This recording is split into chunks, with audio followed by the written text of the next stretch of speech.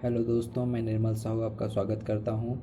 मैं यहां पर परसेंटेज चैप्टर के कुछ क्वेश्चंस कराऊंगा ताकि आपका कॉन्सेप्ट क्लियर हो सके। जिन बच्चों का ऑलरेडी तैयार है वो इन क्वेश्चंस को रिवाइज करें, क्योंकि बहुत ही ज़्यादा यूज़फुल और इम्पॉर्टेंट मटेरियल, बहुत ही अच्छा कंपाइलेशन मैंने तैयार किया हुआ है और हिंदी मीडियम और इंग्लिश मीडियम दोनों ही बच्चों के लिए बहुत ही ज़्यादा यूज़फुल है। क्वेश्चन तो मैंने हिंदी में कंपाइल किए हुए हैं, बट मैं आपको इंग्लिश में भी बोल दूंगा, समझा दूंगा। आप अपना पेन डाउन कर सकते हैं, कॉपी पेन लेकर बैठें और इनको रिवाइज करें। टोटल हमारा परसेंटेज जो है मैंने 3-4 वीडियो में कवर किया हुआ है। इसको हमने RS अग्रवाल और अदर बुक्स को के क्वेश्चन लिए हुए हैं और बहुत ही बेसिक कॉन्सेप्ट के तरीके से मैं आपको समझाऊंगा। आपको शॉर्टिक्स लर्न करने की कोई ज़रूरत नहीं है। जब आपका बेसिक्स तैयार हो जाएंगे, आप अपनी खुद से शॉर्टिक्स आप बना सकते हैं, आराम से हो जाएगा। तो बिना हम टाइम वेस्ट किए हुए अपना पहुंचते हैं क्वेश्चंस में। हेलो दोस्तों, ये देखिए मैंने पहला क्वेश्चन लिया हुआ है। एक व्यक्ति अपनी मासिक आय का 12% बचत करता है। यदि उसका मासिक खर्च 19,360 रुपये हो तो उसकी मासिक आय कितनी है? आपके लिए अगर वीडियो थोड़ा फास्ट हो रहा है तो आप पॉज करके क्वेश्चन को पढ़ें और समझ लें। जिनकी ऑलरेडी तैयारी है वो पढ़ें, समझ लें और खुद से सॉल्व करें, फिर आंसर मैच करें उनका आया कि नहीं आया। इंग्लिश मीडियम वाले बच्चों के लिए मैं क्वेश्चन रिपीट कर देता हूँ। If a person saves 12% of its monthly income and his expenditure is 19,360 rupees, then what is his monthly income? समझ आ रहा? If a person saves 12% of his monthly income and his expenditure is 19,360 rupees, then what is his monthly income? एक चीज़ आप समझ लें बेटा, कोई भी चीज़ दुनिया में जो है वो 100% होती है अपनी। अगर एक पेन आप देख रहे हैं तो वो अपने आप का 100% है। अगर उसका ढक्कन निकाल दें तो बचा हुआ पेन जो है, बचा हुआ पेन अपने आप का 100% है, पूरे पेन का नहीं, अपने आप का 100% है। ये कॉन्सेप्ट आप माइंड में रख के सारे क्वेश्चन सॉल्व करेंगे तो पाएंगे कितने आसानी से आप कर पाएंगे। हर चीज़ अपनी क्या होती है, अपने आप की 100% होती है। हर चीज़ अपने आप की क्या है, 100% ही होती है, 100% होती है। तो जैसे इस क्वेश्चन में आते हैं हम इसका लेट कर लेंगे। मंथली इनकम हमारी लेट कर ली हमने, 100x है। 100x क्यों लेट किया? ताकि हमारा कैलकुलेशन ईजी हो सके।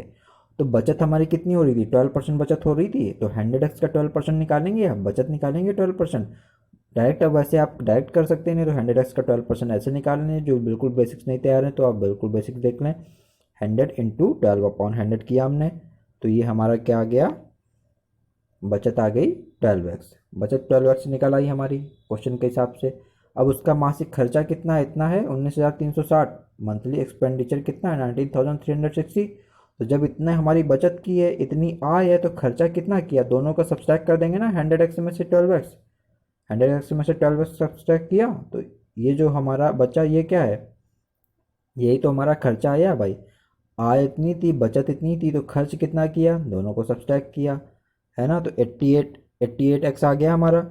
ये क्या आ गया? खर्चा। और क्वेश्चन में खर्च कितना दिया है? 19,360। दोनों को आप बराबर कर देंगे, x की वैल्यू आ गई आपकी। तो अब टोटल हमारा कितना था? आय मानी थी हमने 100x, आय पूछी थी, आय 100x की वैल्यू निकाल लो। 100 का मल्टीप्लाई कर दिया x की वैल्यू में, तो आ गया 22,000 रुपये। समझ में आ रहा है? वीडियो फास्ट हो रही तो आप पॉज करके समझ सकते हैं। क्वेश्चन समझ में आ गया होगा आपको। नेक्स्ट क्वेश्चन हम अटेम्प्ट करते हैं।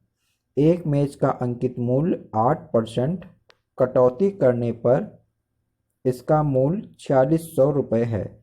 इसका अंकित मूल्य कितना है?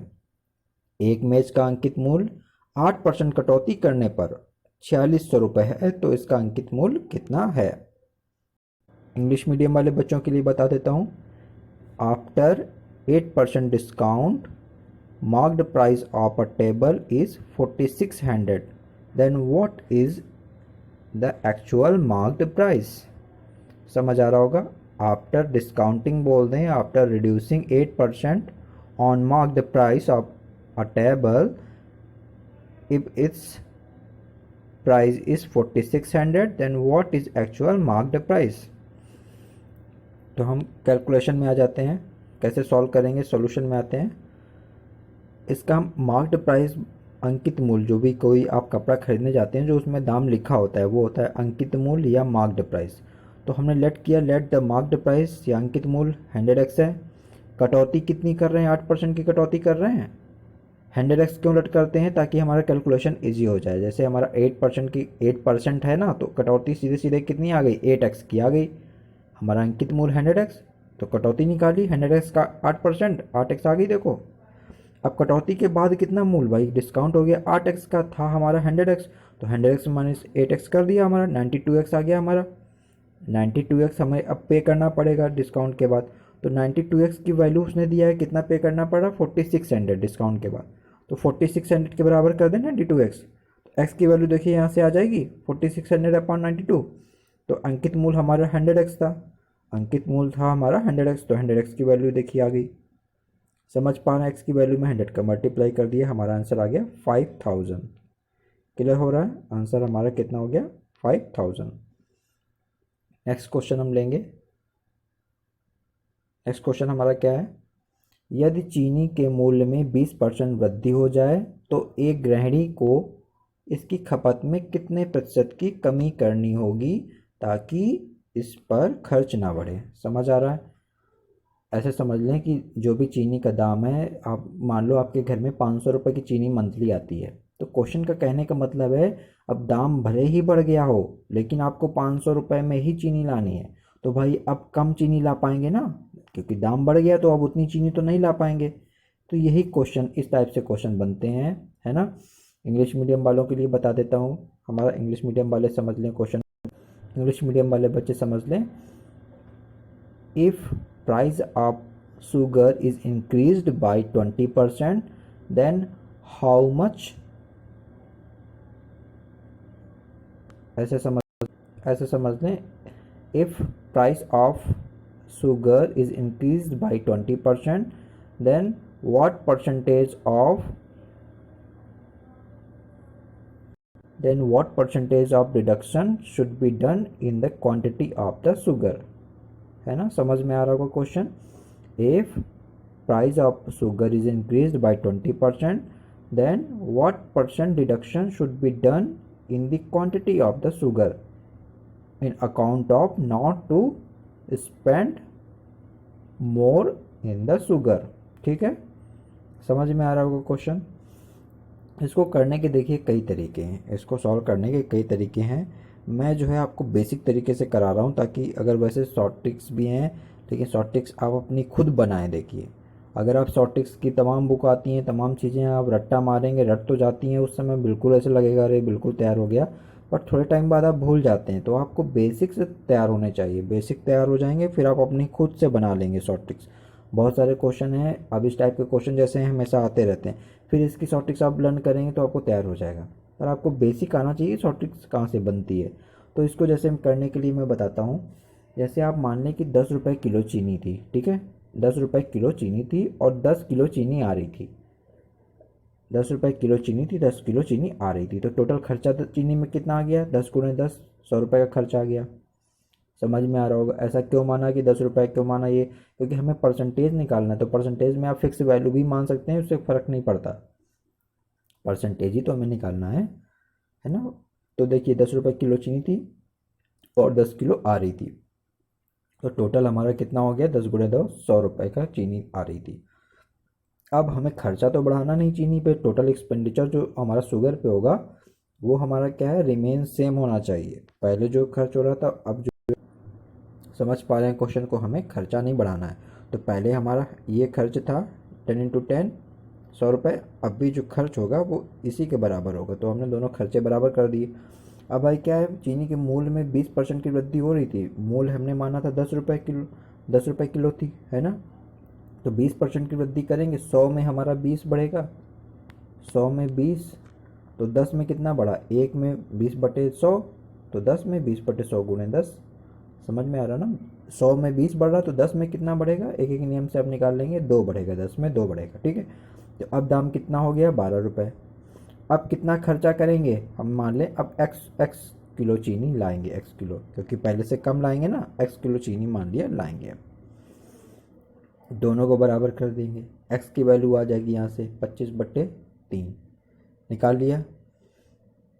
अब ये अब चीनी लाए हैं, पहले कितनी चीनी ला रहे थे 10 किलो, अब कितनी चीनी आ रही 25/3 किलो।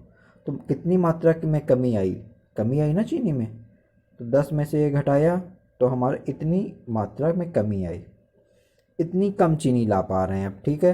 तो अब प्रतिशत कमी निकाल लेंगे, तो प्रतिशत कमी का फॉर्मूला एक होता है कि कमी बटे जो पहले आ रहा था गुणे 100।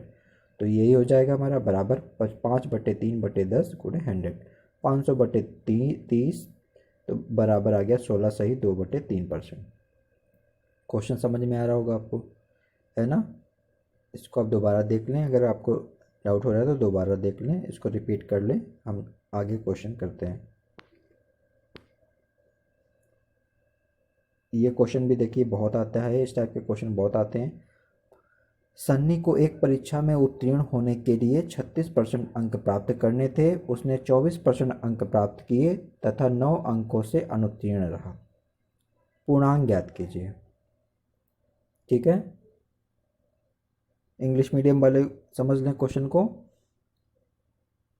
Sunny has to score 36% marks of total marks just to pass the examination, but he scored only 24% marks and got failed by 9 marks.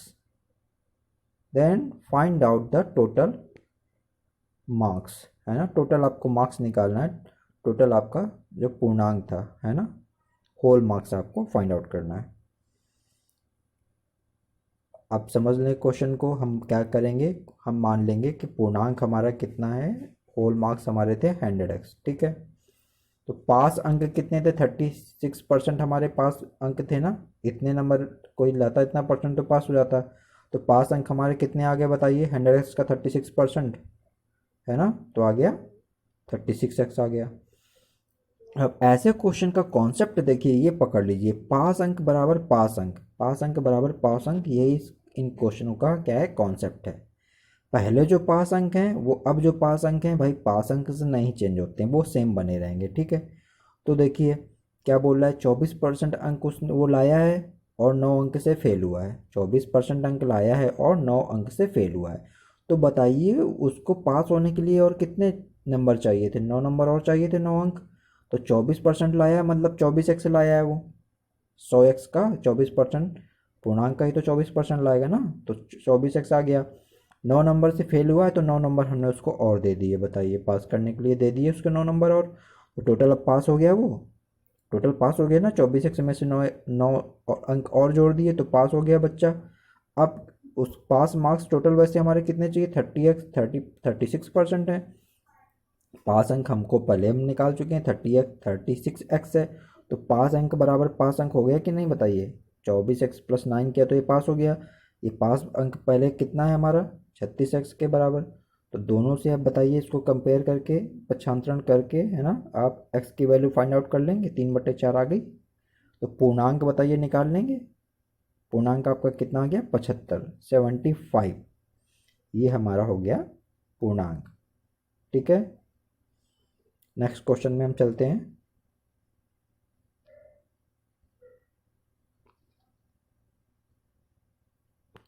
Next question में ये सारे क्वेश्चन का बहुत ही अच्छा कंपाइलेशन किया गया है, इसकी पीडीएफ आपको डिस्क्रिप्शन में जाएंगे तो आपको टेलीग्राम चैनल पे मिल जाएगी। रमेश के वेतन में 20% वृद्धि कर दी गई, बढ़े हुए वेतन को 20% कम करने पर रमेश को कितने प्रतिशत लाभ अथवा हानि होगी। समझ रहे हैं, इंग्लिश मीडियम वालों को बता देता हूँ। If salary of Ramesh is increased by 20% and then decreased by 20%, then what percentage profit or loss Ramesh has to face, है ना, Ramesh has to face what percentage of profit or loss, ठीक है। समझ गए होंगे क्वेश्चन को, है ना। पहले सैलरी को 20% बढ़ा रहे हैं, फिर बढ़े हुए वेतन में 20% कम कर रहे हैं, तो बताइए रमेश को कितना प्रतिशत लाभ या हानि हुई। तो फिर हमारा वही कॉन्सेप्ट, माना वेतन 100x, 100x होती है कोई चीज़ हमेशा 100%, मान लेंगे रमेश का वेतन कितना है 100x है, तो वृद्धि कितनी हो रही, 20% की वृद्धि हो रही भैया। तो वृद्धि कितनी है, 20x हो गई, 100x का सीधे 20%, 20x हो गया। वृद्धि के बाद वेतन कितना आ गया, 120x आ गया, 120x आ गया। यहाँ पर मैं एक कॉन्सेप्ट और है आपको बता देता हूँ, देखिए वैसे ये इतना सब निकालने की जरूरत नहीं, डायरेक्ट आप कर सकते हैं। कैसे, 20% की वृद्धि हो रही, टोटल कोई चीज़ हमारी 100% होती है, 20% की वृद्धि का मतलब कितने परसेंट हो जाएगी, 120% हो जाएगी। 20% का वृद्धि का मतलब हो गई 120%। तो अगर मान लो वेतन हमारा 100x है, तो 20% बढ़ने के बाद 120x हो गया, सीधे सीधे कर सकते हैं, सब करने की जरूरत नहीं पड़ेगी फिर। 120x आ गया भैया, 20% वृद्धि हुई मतलब 120% हो गया। 100x था, अब 120x हो गया वेतन। अब कमी कितनी करी गई है, 20% की कमी करी गई है, तो इसी बढ़े हुए में तो कमी करी गई है, इसी 120 में तो कमी करी गई है। तो 120 का 20% निकाला, 24x आया। या यहाँ भी देखो डायरेक्ट कैसे कर सकते हैं, 120x अब हमारा है टोटल बढ़ने के बाद, अब इसका 20% कम कर रहे हैं ना, तो 100x 100% टोटल होता है। 20% कम का मतलब कितना बचा, 80% बचा। 20% कम का मतलब 80% बचा। तो 120 का डायरेक्ट 80% आप निकाल सकते हैं, 120 गुणे 80/100। तो भी सॉल्व करेंगे तो 24x ही आएगा। समझ में आ रही बात, या ऐसे आप स्टेप बाय स्टेप कर सकते हैं समझने के लिए। तो 24x ये हमारी कमी आ गई। तो नया वेतन बताइए क्या आ गया, पहले 120x था, पहले हमारा था कितना, 120x, यहाँ देखिए 120x था, ठीक है। अब कमी कितनी, इतनी आई, तो बचा वेतन कितना, 96x। अगर आप डायरेक्ट 120x का, आप डायरेक्ट 120x का अगर 80% निकालेंगे तो भी देखिएगा यही आएगा, ठीक है। या हमने एक स्टेप और बढ़ा दिया है आपको समझाने के लिए, ताकि जिनका बेसिक नहीं तैयार है उनको भी डाउट ना हो, ठीक है बेटा।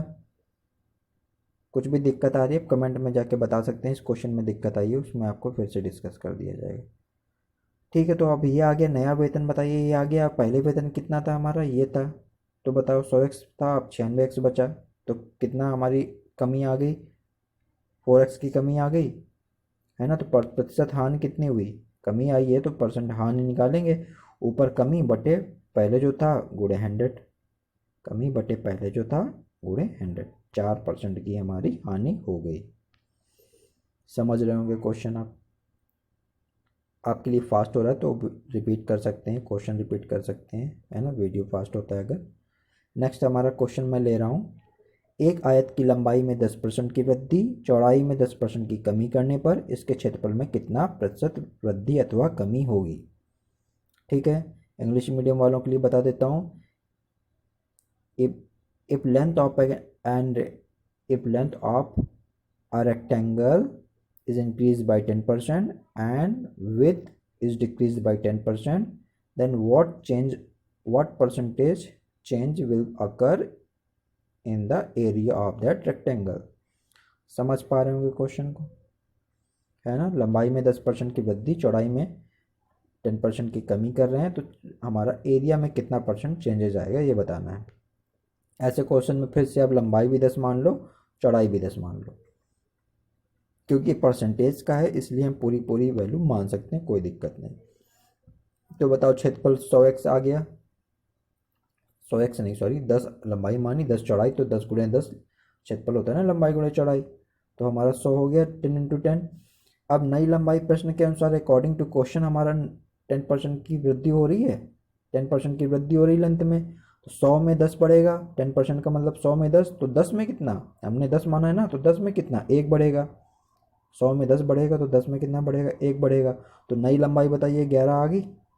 ऐसे ही 10% की कमी कर रहे हैं चौड़ाई में, विद में हमारी 10% की कमी हो रही है, तो 100 में 10 कम होगा तो 10 में कितना कम होगा, 1 कम होगा। तो नई चौड़ाई कितनी आ गई, 9 आ गई। अब एरिया क्या आ गया, 11 × 9, 11 × 9, 99 आ गया। तो बताइए पहले एरिया कितना आ रहा था, 100 आ रहा था, अब 99 आ रहा है। पहले 100 आ रहा था देखिए यहाँ पर, अब आ रहा है 99, ठीक है। तो हमारा कितना कमी आ गई क्षेत्रफल में, 1 की कमी आई, 1 की कमी आई, परसेंटेज में निकाल लिया इसको, 1 बटे जो पहले था गुणे 100।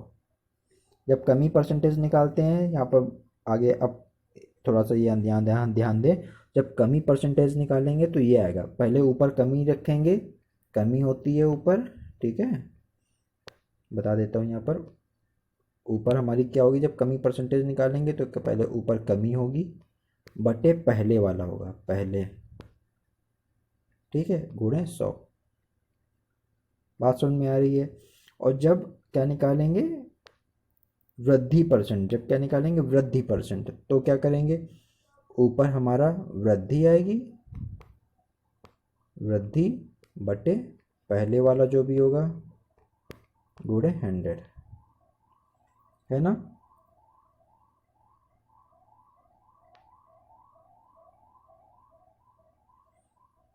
इस टाइप से ये आपका क्वेश्चन हो गया। अब नेक्स्ट क्वेश्चन में जाते हैं।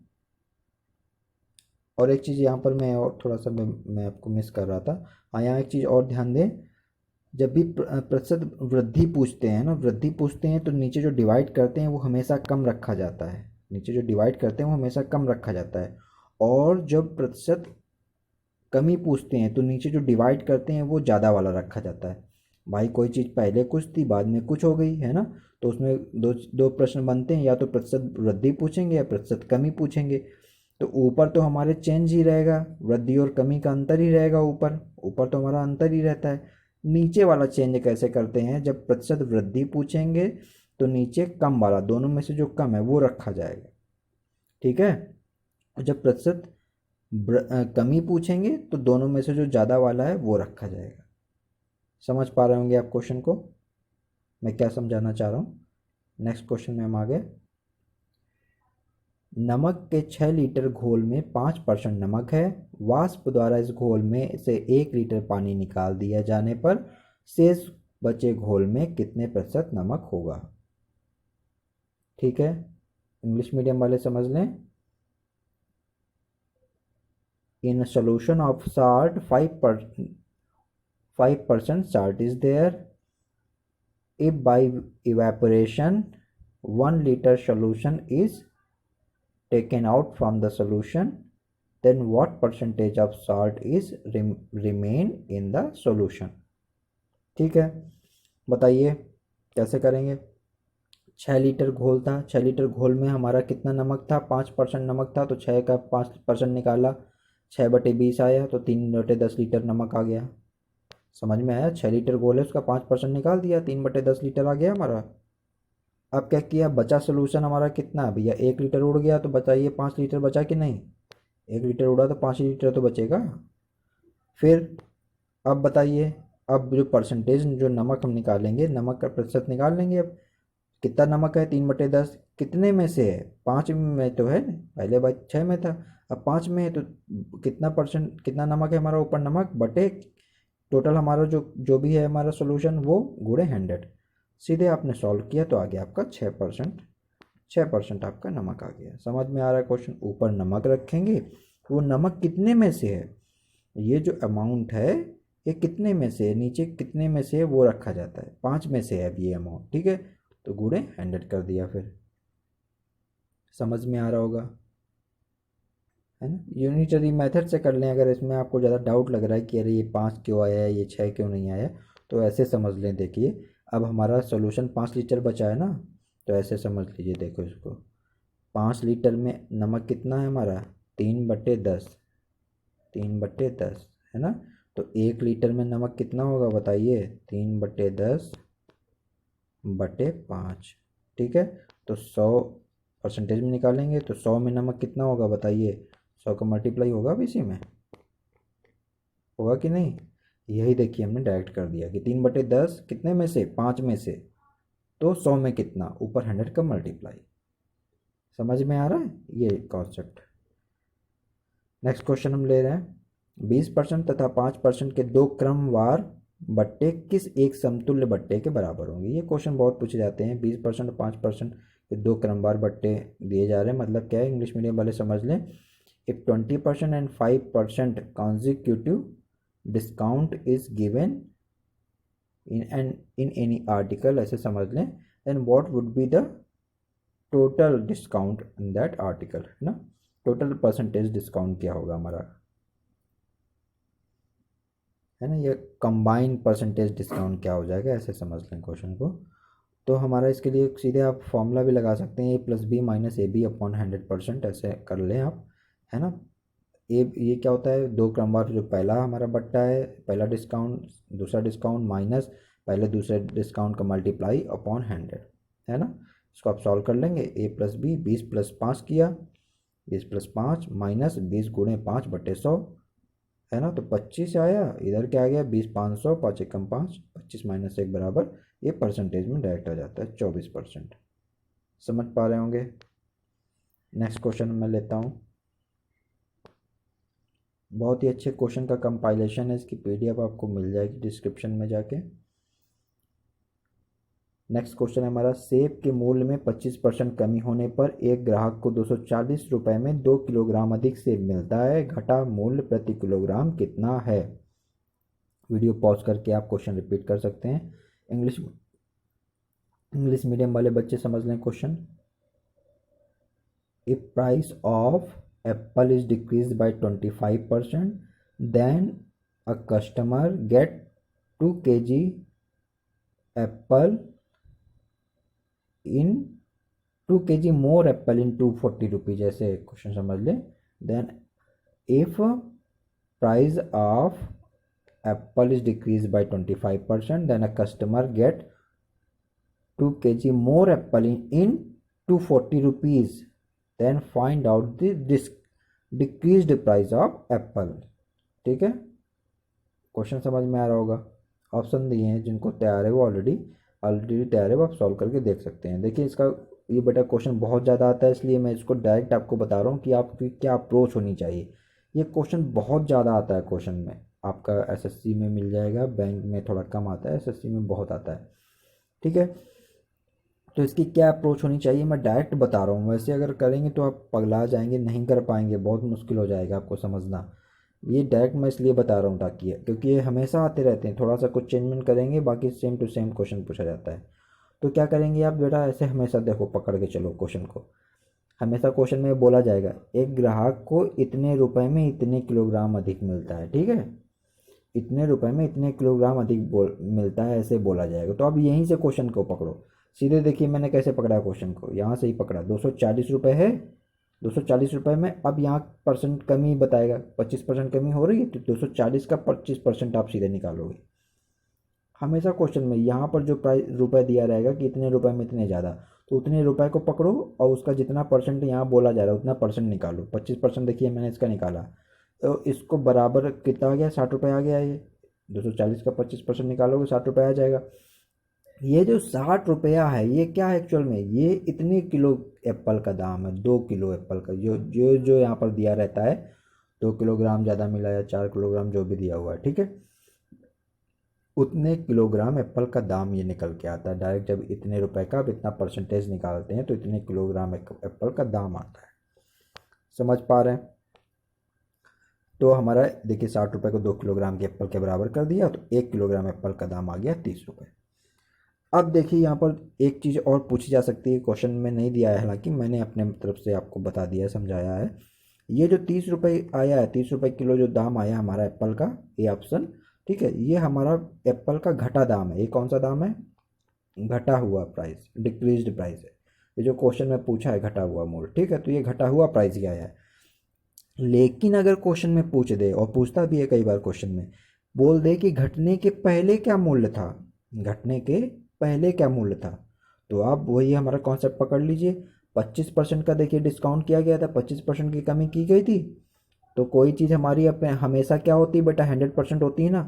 तो 25% की कमी करी गई थी, तो अब वो कितना परसेंट बची, कोई भी चीज़ अपनी 100% होती है, 25% की कमी करी गई तो अब 75% बचेगी ना भाई। 100% में 25% की कमी कर दी गई तो 75% ही तो बची। तो ये जो दाम है एक्चुअल में, ये हमारा कितने परसेंट का दाम है, 75% का दाम।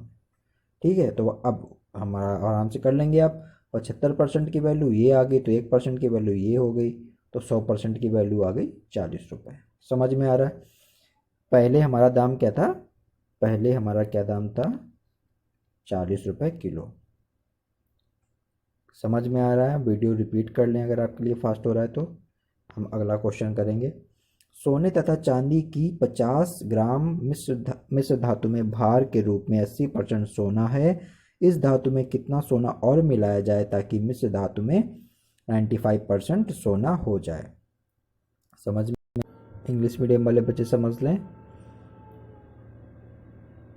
if in an alloy of 50 gram alloy of gold and silver 50 ग्राम 50 ग्राम मिश्रित धातु में भार के रूप में 80% सोना है ना। हमारा क्या हो जाएगा question, if an alloy of gold and silver, alloy का हमारा क्या रहेगा weight, if 50 gram alloy of gold and silver 80% gold is there, ठीक है। If in 50 gram of alloy of gold and silver 80% gold, it contains 80% gold, ठीक है। then how much gold should be added in the alloy to make the gold 95% of the alloy। समझ में आ रहा होगा question. चलिए हम start करते हैं क्वेश्चन। देखिए हमारा गोल्ड जो है सोना है ना मिस, हमारा एलॉय कितनी है 50 ग्राम है, एलॉय 50 ग्राम है, इसका सोना कितना है बेटा 80% है, तो 50 ग्राम का 80% निकाल लो सीधे, 40 ग्राम आ गया, ये सोना आ गया हमारा। क्वेश्चन के हिसाब से 50 ग्राम हमारा एलॉय था, इसका 80% गोल्ड था, 80% निकाला तो 40 ग्राम सोना आ गया।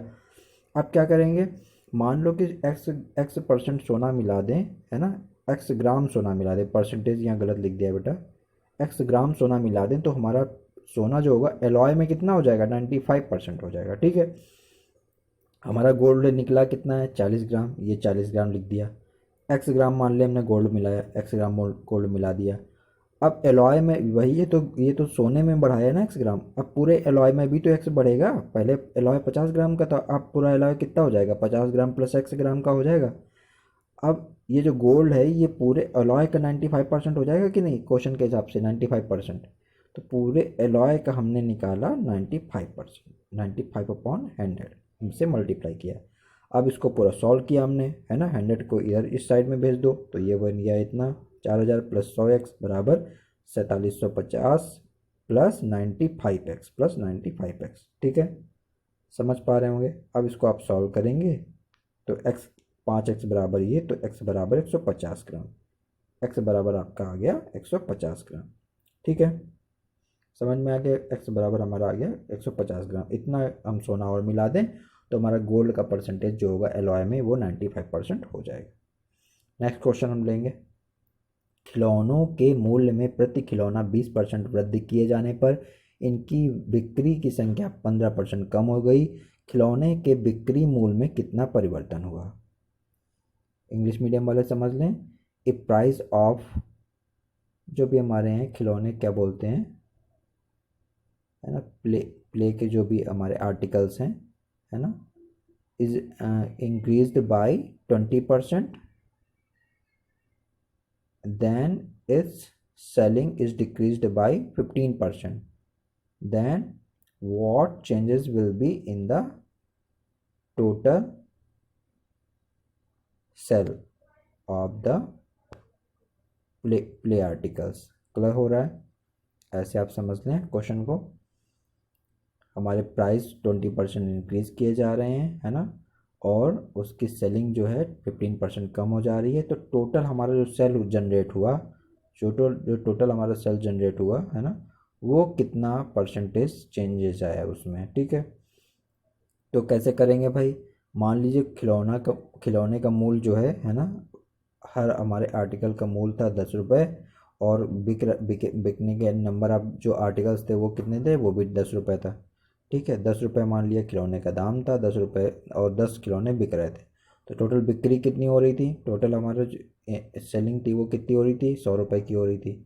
ये हम 10-10 क्यों मान रहे हैं, क्योंकि परसेंटेज है, तो आप एक फिक्स अमाउंट भी मान सकते हैं, कोई दिक्कत नहीं है। अब नया मूल्य जो होगा हमारा क्या हो जाएगा भाई, 20% वृद्धि कर रहे हैं ना प्रति खिलौने के दाम में, तो 10 रुपये था पहले, 20% बढ़ जाएगा तो 2 रुपये बढ़ जाएगा, 100 में 20 बढ़ेगा भाई, 20% का मतलब, तो 10 में 2 बढ़ेगा, तो नया दाम जो हमारे खिलौने का आ जाएगा वो 12 रुपये आ जाएगा। या आप ऐसे कि स्टेप वाइज मैंने बताया था कि इसका पहले 10 का 20% निकाला तो 2 आया, वो उसको पुराने वाले में ऐड किया तब 12 हुआ। आप डायरेक्ट कर दें, है ना, डायरेक्ट भी कर सकते हैं, 10 रुपये का डायरेक्ट भी, 10 रुपये में कितना बढ़ जाएगा 2 बढ़ जाएगा, तो ये नया हमारा जो दाम आ जाएगा खिलौने का वो 12 रुपये आ जाएगा, ठीक है। अब बिके हुए खिलौने कितने हो जाएंगे भैया, बिके खिलौने, बिके खिलौने निकालने के लिए खिलौने के 15% कम हो रहे हैं ना सेलिंग में, पहले हमारे 10 थे, 15% कम मतलब 1.5 पर 1.10 में 1.5 कम, 100 में 15 कम तो 10 में 1.5 कम, तो 10 में 1.5 घटाया तो आया 8.5 खिलौने अब बिकेंगे, 8.5 खिलौने बिकेंगे। तो टोटल बिक्री कितनी जनरेट हुई, इतने रुपए का एक खिलौना, इतने खिलौने बिके, तो 102 बिक्री जनरेट हुई। पहले हमारी बिक्री कितनी हो रही थी, 100 रुपये जनरेट हो रही थी, अब 102 जनरेट हो रही है। तो वृद्धि अब निकाल लो, 2 रुपये की वृद्धि हुई, तो प्रतिशत वृद्धि निकाल लो, 2/100 गुणे 100, 2% की वृद्धि हो गई। समझ में आ रहा होगा क्वेश्चन आपको, क्वेश्चन समझ में आ रहा होगा आपको। हम नेक्स्ट क्वेश्चन करेंगे अब।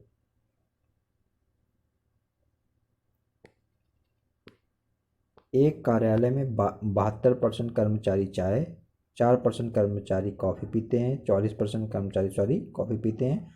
यदि प्रत्येक कर्मचारी चाय अथवा कॉफ़ी अवश्य पीता हो और 40 कर्मचारी चाय तथा कॉफ़ी दोनों पीते हों, ठीक है, तो आपको बताना क्या है, कुल कर्मचारी कितने हैं। इंग्लिश मीडियम वाले समझ लें। If 72% of employees take tea and 44% take coffee, if every employee take tea or coffee and 40 employees take both tea and coffee, then find out the total number of employees।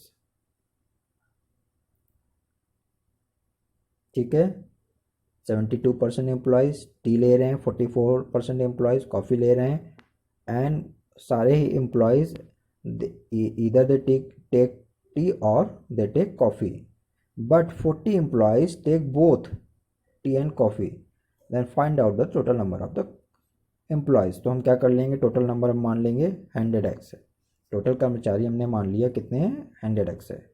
तो चाय वाले बताइए 72% थे, 72% थे तो 72x आ गए, coffee वाले 44% थे तो 100 सीधे 100x का निकालेंगे ना भाई, 40% मतलब सीधे 44x, इसलिए 100x माना जाता है ताकि कैलकुलेशन आपके लिए ईजी हो जाए। तो कॉफ़ी वाले 44x आ गए। अब ये हमारा फॉर्मूला होता है एन ए यूनियन बी बराबर n A plus n B minus n A intersection B. समझ रहे हैं इस फॉर्मूले का क्या मतलब है भाई, मतलब ये कि यहाँ एन ए यूनियन बी मतलब होता है कुल कर्मचारी, कुल, ठीक है। एन ए मतलब चाय पीने वाले हो गए, एन बी मतलब कॉफ़ी पीने वाले हो गए, माइनस यहाँ क्या वैल्यू रहेगी, जो दोनों पी रहे हैं उनको घटाया जाता है, ठीक है। तो कुल वैल्यू बताइए, 100x हमने लेट करी है, तो एन ए कितने थे 72x, ये 44x, माइनस दोनों क्या कितने एम्प्लॉयज़ थे 40 ऐसे थे जो दोनों चीज़ें पी रहे थे, ठीक है। तो 40 घटा दिया, अब 100x बराबर ये आ गया 116x माइनस 40, तो यहाँ से 116x माइनस 100 बराबर 40, तो 16x बराबर 40, तो x बराबर आ गया कितना 5/2 मतलब 2.5, x की वैल्यू 2.5 आ गई, तो टोटल हमारा कितना 100x था, तो टोटल कर्मचारी कितने निकल आए 250, है ना। नेक्स्ट वीडियो में हम और टाइप के क्वेश्चंस लेंगे, आप इस टाइप के क्वेश्चन को जाके प्रैक्टिस करें, है ना। और किसी कोई भी दिक्कत आ रही है, हमारा टेलीग्राम चैनल आपको डिस्क्रिप्शन में दिया हुआ है, वहाँ पर जाके आपको ये सारे PDF फाइल में आपको क्वेश्चन का कंपाइलेशन मिल जाएगा। चलिए, वीडियो आपको पसंद आए तो लाइक करें, दोस्तों के साथ शेयर करें, और आपको इस टाइप के नए नए कॉन्सेप्ट आपको मिलते जाएंगे, आप अपनी तैयारी को अच्छा बनाएं। चलिए, थैंक यू सो मच।